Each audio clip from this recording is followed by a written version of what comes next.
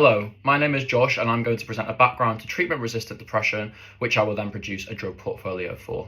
Depression is an umbrella term for a suite of symptoms including feelings of sadness, hopelessness, and a lack of interest or pleasure in activities. It ranges from mild to severe in form and can be situational or chronic.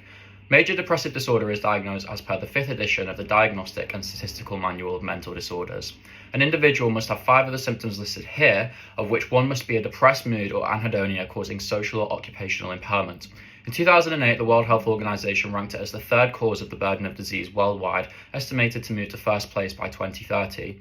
A consensus definition of treatment-resistant depression with demonstrated predictive utility in terms of clinical decision-making and health outcomes does not currently exist. However, the US Food and Drug Administration and the European Medicines Agency have adopted the most used definition of treatment-resistant depression as the inadequate response to a minimum of 2 antidepressants despite adequacy of the treatment trial, therapeutic dose, and adherence to the full course of treatment. It's currently estimated that at least 30% of people with major depressive disorder meet this definition and are thus clinically diagnosed with treatment-resistant depression. 20% of Americans will have a major depressive episode during their lives, and 80% of these will have multiple episodes. There are multiple serious public health implications associated with treatment-resistant depression, which provides the impetus for a specific focus on its detection and management. The World Health Organization estimated that 280 million people have major depressive disorder globally, of which 100 million cases meet the criteria for treatment-resistant depression. A US study reported that among adults with medication-treated major depressive disorder, 30.9% met the criteria for treatment-resistant depression, equating to about 2.8 million individuals. A South Korean study indicated that 55.6% of patients with pharmaceutically treated depression did not respond to the initial treatment, which highlights the regional variance where a single definition of treatment-resistant depression is not universally accepted.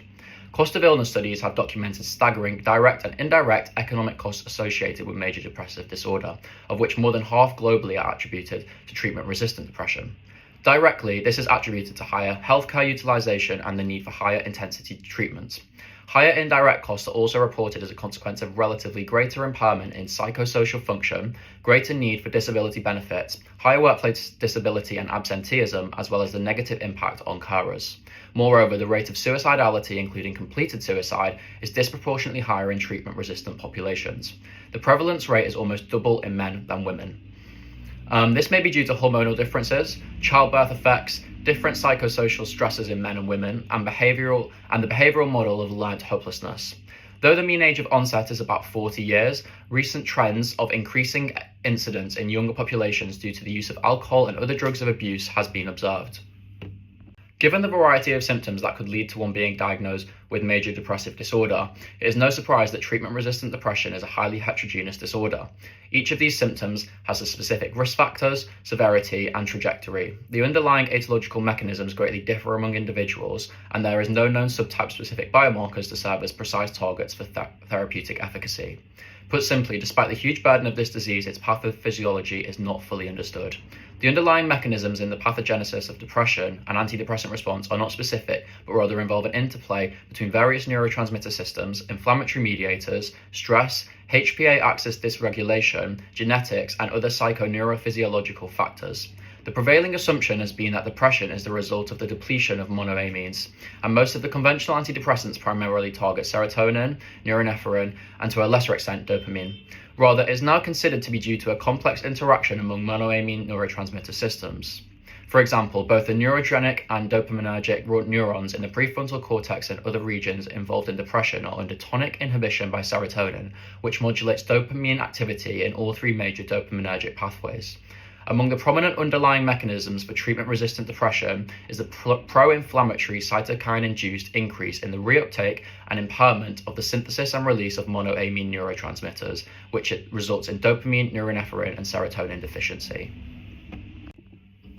Upregulation of the HPA axis, the body's central stress response system, has been observed in individuals with treatment-resistant depression.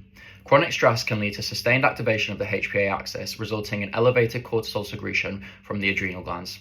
This negative feedback system desensitizes cortisol receptors and can lead to cognitive dysfunction and reduced mood due to inflammation and disruption to neurotransmitter transmission. Dysregulation of the HPA axis can also lead to somatic health issues, which I will talk about later. Genetic polymorphisms, particularly in genes encoding for cytochrome P450 enzymes, can affect the metabolism of antidepressant medications. Variations in these genes may lead to altered drug metabolism influencing treatment outcomes in individuals with treatment-resistant depression. Beyond genetics, there is growing evidence that glutamatergic pathways, especially NMDA receptors, play a critical role in treatment-resistant depression. Dysregulation in these pathways may explain why ketamine, an NMDA receptor antagonist, has shown promise in clinical trials. Structural brain changes such as reduced hippocampal volume and disrupted connectivity in the prefrontal cortex also contribute to treatment resistance. The treatment-resistant depression market is estimated to be valued at $1.91 billion globally and is expected to reach $2.54 billion by 2031. This would represent a compound annual growth rate of 4.2% between 2024 and 2031. The past 60 years have been devoted to extensive research involving the etiological mechanisms and evidence-based strategies to treat treatment-resistant depression, which has led to the discovery of various antidepressant therapies, including serotonin reuptake inhibitors such as sertraline and fluoxetine, and serotonin and norepinephrine reuptake inhibitors such as venlafaxine, which are used as first-line treatments. SSRIs inhibit the reuptake of serotonin into presynaptic neurons, increasing its availability in the synaptic cleft. SNRIs have a similar effect but target both serotonin and norepinephrine reuptake. Augmentation therapy may be used where first-line options fail, combining antidepressants with atypical antipsychotics such as ariprazerol, which acts as a partial agonist at dopamine D2 receptors and serotonin 5-HT1A receptors, while antagonizing 5-HT2A receptors. This balances dopaminergic and serotonergic activity, addressing symptoms like anhedonia and emotional blunting, and improves outcomes for between 30 to 50% of treatment-resistant populations. Specific to treatment-resistant populations, ketamine derivative esketamine, administered as a nasal spray, antagonizes NMDA receptors in the glutamatergic system. This reduces excitotoxicity, promotes synaptogenesis, and rapidly enhances neuroplasticity, often within hours.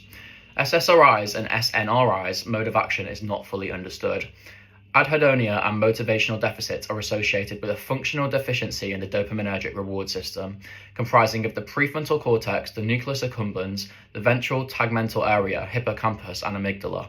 Targeting the dopaminergic system produces rapid antidepressant therapeutic effects, and is there hypothesized that the disinhibition of the dopaminergic neurons via serotonin 2C receptors could be an underlying mechanism of action of several antidepressant drugs. This is supported by evidence that the relief of depression symptoms achieved through chronic administration of SSRIs or SNRIs is reversed by low doses of a dopaminergic receptor antagonist in animal models.